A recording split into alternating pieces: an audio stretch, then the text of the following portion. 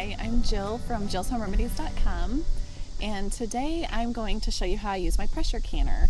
It's an intimidating thing for a lot of people to pressure can their food, but it saves a lot of money, and to me it's worth it to can your own food and have your stock on hand. So this is a canner that my mother-in-law gave me, so it's older but it works well. The newer versions you might use slightly different.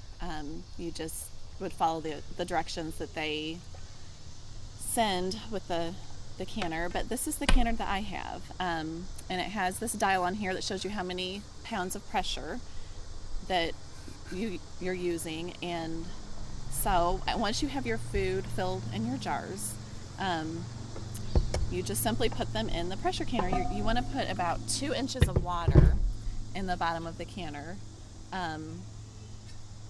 and my canner holds 7 quarts, or you can put 9 pints in. So I recently did green beans.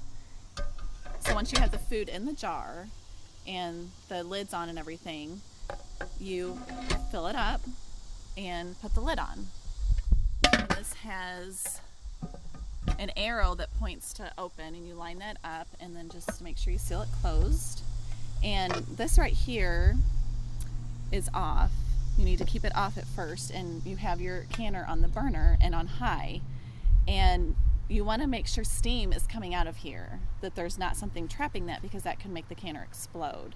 So when I have this on the burner on high and it starts heating up and steam's coming out for several minutes, I then put this on and the pressure starts building. And for the green beans, once it reaches 10 pounds, you turn it down to medium. Then you set your timer for 20 minutes. This is how long you're supposed to can green beans.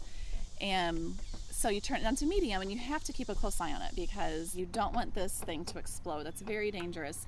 And I know of a couple people that have had their canner explode, and you don't want that to happen. So you want to keep an eye on it. You can't just go off and do whatever you want to do and wait till the timer's done. You have to keep an eye on it. So for my particular canner and on my burner, when it reaches 10 pounds of pressure and I turn it down to medium, in a few minutes it starts to rise, and you don't want it to get up to this 20 pounds, and it has a caution area because that's when it can explode.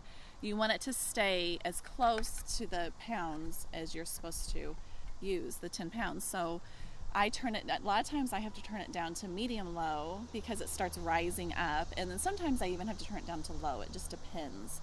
You just want to keep it as close to the 10 pounds, and then once the timer is done, the 20 minutes is done, you turn it off and just let it sit there on the burner. And it will, some people move it over off the burner and some people don't, because you want to be careful not to move it too much and cause the pressure, cause it to possibly explode. So let it sit until it completely cools off, that it goes all the way back down to 0. You don't want to open this before this is down to 0, because that can explode. That's very dangerous. So once it reaches 0, you open it up and make sure you open the lid away from you, because the steam is very hot, so that can burn your face. But also sometimes if the cooler air hits the jars, a jar can explode. And I've never had that happen, but just for safety precaution, you want to keep it away from you and make sure the jars are okay as the air is hitting them. And then you just take your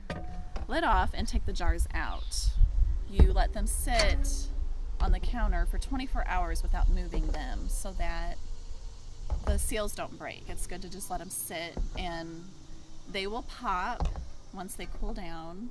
They will start popping, and you'll hear them seal. And especially after 24 hours, you want to check the seals and push them to make sure that they don't give, make sure that they don't pop back up, so you know that they're sealed well. So it's very simple to can. The most time-consuming thing is just you have to sterilize your jars and all that, and I will explain that. You can visit my website for more information on that, but just getting the food in the jars, sterilizing it and all that is the most time-consuming thing. But it's very, very simple to do, and it's a good thing because you have healthy food that you have